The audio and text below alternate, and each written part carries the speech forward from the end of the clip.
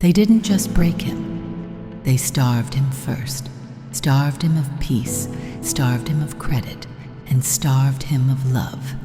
They taught him early that asking nicely gets you nothing but smaller portions, that the louder mouths eat first, while the quiet ones wait their turn and die waiting. They watched him bleed and called it a phase. They watched him bury his dreams under quiet sacrifice and said, "Be patient, your time will come." But patience has a breaking point, and when it broke, when it broke, they gave birth to something they could no longer control.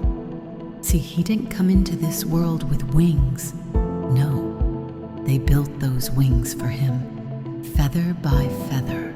Every betrayal, every hand that pulled back when he reached out, every door slammed in his face, every favor unpaid, every smile that turned sharp behind his back. They stitched the feathers of that wingspan one cut at a time. You call him heartless, but they taught him to stop offering his heart. You call him ruthless, but they trained him in that language. They just didn't expect him to become fluent. You wonder why he circles above the chaos, why he watches in silence, why he no longer fights for a seat at the table. It's because he learned the table was never meant for him. It was never built for men like him, the kind who have to swallow their pride so often they choke on it. So he stopped asking, he stopped knocking, he stopped hoping, and he soared. See, you think the vulture is ugly because it feeds on the dead?